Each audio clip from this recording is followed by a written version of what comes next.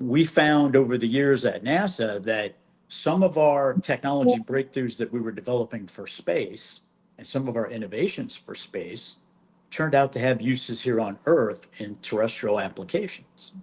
And sometimes our technologies were better than anything that had been developed here on Earth and could solve problems that current technologies could not solve or were just not as good. And we could develop advancements using these space technologies if they could be repurposed and transformed to a degree to fit the terrestrial application. Because you have to remember, these are developed for space applications, not for the Earth. So there's Yeah. some modification that has to go on there. So NASA had really discovered that since its founding back in the 50s and has been offering these innovations to commercial companies and university researchers for further research and development, commercial private companies for further development for things here on Earth, entrepreneurs who want to develop things, and has been spinning these things off to the private sector for a long time.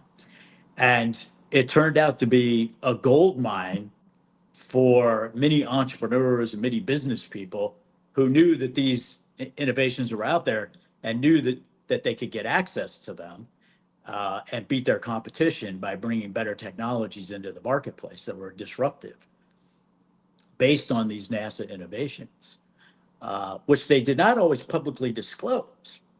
That was not always publicly known that they were working off NASA innovations. It took NASA to get out and brag about this and try to tell everybody Talk about it. about this value, because commercial companies kind of want you to believe, hey, this is all me.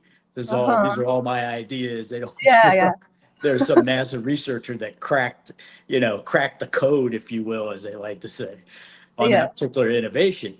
So but we've been spinning these things off, and we have contributed significantly to the American economy. It's in the billions of dollars, the economic benefit and the jobs that have been created and companies built around NASA technologies. And can you share any specific NASA technology that was successfully adapted to solve a problem here on Earth? Well, I get asked that question a lot. I always like to answer it this way. We guessed that we have probably spun off well over 2,000 technologies in the commercial sector. And some have had wide impact, some less impact, and everywhere in the middle. So I said, all right, well, let me spin the dial and pick one of the 2,000 Yeah. because I like a lot of them, right? I like them. Let's spin one, see where it ends up. Just say, okay, that's the one we're going to talk about. Okay. No, of course we can't do that because I don't have them all memorized either. Uh-huh. So I'm just going to talk about my personal favorite, Okay. Okay. and maybe two favorites, if I can talk about two Yeah, favorites. please. So one of my personal favorites is the CMOS sensor. So a CMOS sensor. That is actually a technical name for the sensor that is in digital cameras and the Oh, sensors that are now in the digital camera in your smartphone. like in our That's digital. right. Okay. That's called a CMOS sensor, or at one point in its early stages, it was called a CMOS sensor.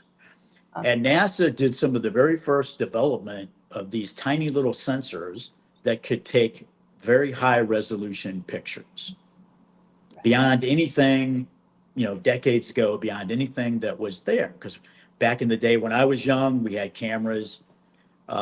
We didn't have digital cameras. And then when we got digital cameras, they were these big, huge things because the sensors had to be big, had to be Okay. really big to take a good picture.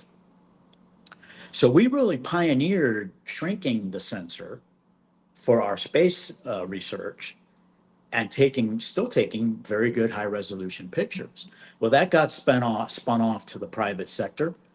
Entrepreneurs and commercial folks said, hey, I think I can do something with that little itty bitty sensor. And I can build small little cameras that will take good pictures. And I think people will want these cameras. And we can shrink the size of digital cameras. Well, then they figured out when we started coming out with smartphones instead of flip phones that we could put a camera in a cell phone with a tiny little sensor that could take a pretty good picture.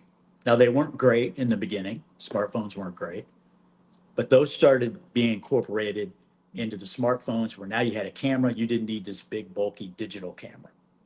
And now that you took your cell phone everywhere, you now had a camera with you everywhere. You could go and you could photograph every aspect of your life, you know? Yeah. And personally, I believe that helped drive the popularity of smartphones.